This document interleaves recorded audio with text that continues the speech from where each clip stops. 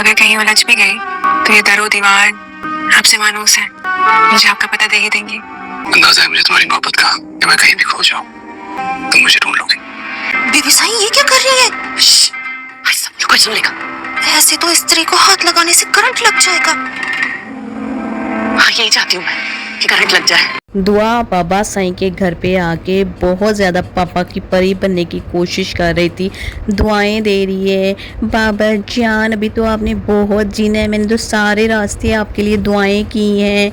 और कशमाला बड़ी तंजिया और हैरत अंगेज़ नज़रों से उसकी तरफ देख रही थी कि भाई तुम अपना घर अपने माँ बाप तो छोड़ के भाग गई थी किसी लड़के के पीछे, और यहाँ पे तुम जो है इसके वालिद के लिए दुआएं मांग रही हो। वो इसको सबक सिखाने के लिए स्पेशल इस्त्री तैयार करती है, उसकी तारें तोड़ तोड़ के, और ऐसी सिचुएशन बनाएगी कि अब इस्त्री करे और इसको एक झटका जोर का बिजली का लगे।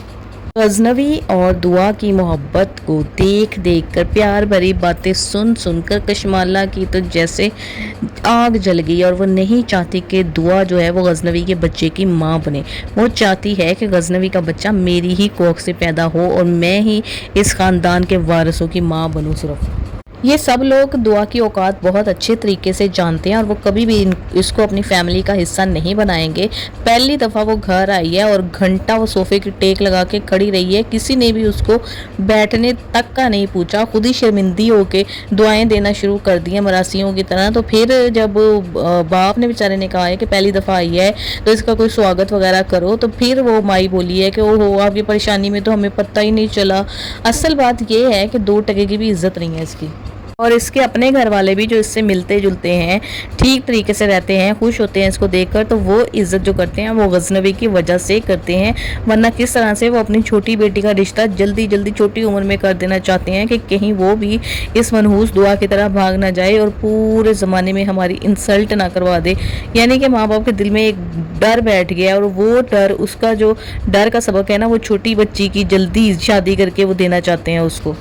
हालांकि उस बेचारी बच्ची का तो कोई कसूर नहीं है, लेकिन कसूर सिर्फ ये है कि वो दुआ की बहन है। और दूसरी तरफ सरफराज का घटियापन जो है ना फ़ौरन उरूज पे आया हुआ है।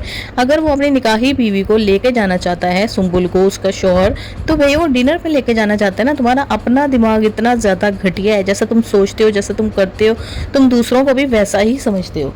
वो बंदा भी आगे से कम नहीं है, ये बंदा ही इनके लिए मकाफाते अमल साबित होगा। ये सुंबुल को कभी भी ब्याह कर नहीं ले जाएगा, ये सिर्फ जो है ना ये इसको जलील करेगा, मुलाकातें करेगा, शायद प्रेग्नेंट भी ये हो जाए, लेकिन ये घर में ही बैठी रहेगी, वो कभी भी इससे शादी नहीं करेगा। और इसकी बीवी को जो इसने बातें सुनाई हैं इसके सामने बहुत सही सुनाई है कि इस तरह के घटिया इंसान के साथ कोई भी नहीं रह सकता। अगर उस बेचारी के वालिदैन भी थोड़े से सपोर्टिव होते, कोऑपरेट करते उसके साथ, तो वो भी कभी भी सरफराज नामी दरिंदे के साथ ना रहती।